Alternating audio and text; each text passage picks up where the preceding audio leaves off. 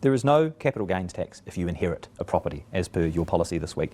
Given older New Zealanders own the majority of assets, what is their incentive to sell them?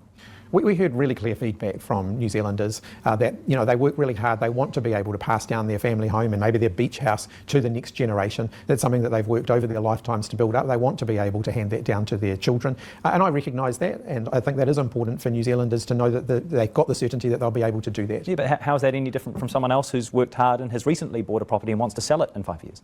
This is ultimately... They do go round and round in circles here quite a bit, whānau. I mean, the answer to Jack Tame's question is why have you drawn a line here is because we chose to draw a line here. Because it's really the only argument. Because when you're starting to talk about fair, you can go selling a house that you've owned all your life versus inheriting a house. One has no capital gains tax, the other one has. There are some caveats, which these guys don't get to, which I'll explain in a minute. But this is the answer, that political parties make choices. These guys have chosen to not do it on a house that's inherited. Could they have? Yes, they chose not to. And that's the only answer. And Jack's going to go round and round for a while trying to get the answer out of him as to why he did that. And the answer is because we chose to. Keeping the system as simple as possible. Once you get into inheritance, it raises a whole lot of different issues. And I am not proposing inheritance taxes. I'm very, very clear about that.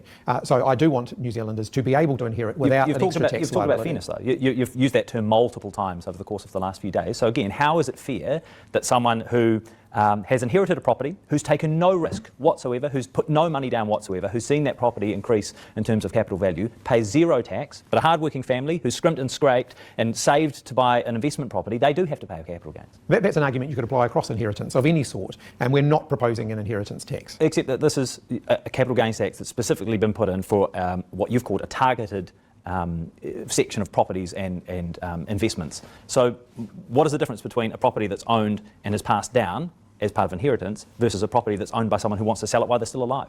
Ultimately, we've made the decision to carve out inheritance. That was a decision that we took after getting there's a lot of the answer. feedback from people. What's the difference? Well, it was a decision That's the answer, because that's the decision we made. that we took. And I get that that's going to be frustrating for an interviewer, but that is the question. What then you get into is, why did you make that decision?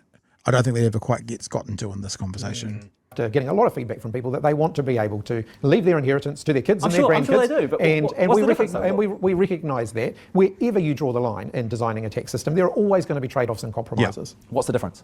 As I said, we made the decision that we're not going to be taxing I understand. inheritance. What's the difference between one Rosemary Street that's been owned by a baby boomer as part of 10 properties perhaps, who passes that down to someone, that person then pays no capital gains, versus 3 Rosemary Street, which is owned by a young family who've saved up over years to buy that property and just decide to sell it while they're alive? What's the difference? Because one's inherited and one's not. Right. Yeah. And you've decided, even though fairness is driving this policy, that people who've had no skin in the game, taken no risk, put no money in, they're not going to be taxed on their capital gains, whereas people who decide to sell earlier will be. The primary driver for the policy is encouraging people to invest not in residential property, but actually to invest in productive businesses that create jobs and create opportunities for New Zealanders. So back to that first question about inheritance though, why would someone who wants to pass down an asset to their children, why would they be incentivised to sell before they die? Yeah, I'm sorry, Jack, that's a bit of a nonsense question, because why would they be incentivised to sell it? They would sell it if they want the money. So if the 80-year-old wants and needs the money, they'd sell it. If they don't, they'd keep it. So I don't think this would either incentivise or not incentivise. If the retiree wanted money in their account to live off, then they'd sell it. If they didn't want or need it, maybe they'd keep it. I don't think the CGT's got much to do with that. Be incentivised to hold on to the asset so then their children don't have to pay tax? People always make a variety of decisions throughout their lives that are the right decisions for them and for their families. Right, so would you accept that under the inheritance settings as you've laid them out in this policy, this allows or this incentivises asset lock-in? I mean, ultimately families make those decisions about when they want to sell things, and that is the case now. Families will already make decisions around how they allocate inheritance now. What's the incentive though, to sell it? Right, if you've got a property that you want to hand down to the next generation, what's the incentive to sell it now and free up property in a constrained property market versus holding on to it for longer than you might have otherwise? Well, there's a whole range of things that people will consider, not just tax, when they determine whether or not they're going to sell a property. They'll consider property prices, they'll consider the financial situation that they are in, they'll consider the financial situation that their kids are in. I don't get the sense that a retiree who has multiple properties or who has a property to pass on, I don't get the sense that the capital gains tax will or won't get them to sell or not sell their house any more quickly. Now, I was a bit confused by this, and I think it would be fine to say who I spoke to, but I haven't asked permission, so I won't. And in my mind, I went, oh, but okay, so Chewie's dad leaves Chewie a house, no capital gains tax because there's no inheritance tax. But then Chewie, who already has a residence, sells that house, capital gains tax. So I was like, Jax, why isn't this an obvious answer? Isn't it that there would be capital gains tax on a house you inherit it when you sell it? But that's not the case, and this is where I think this is actually bad. This is bad policy. So I'm completely fine for no inheritance tax to pass from a house after inheritance from dad to children. Fine.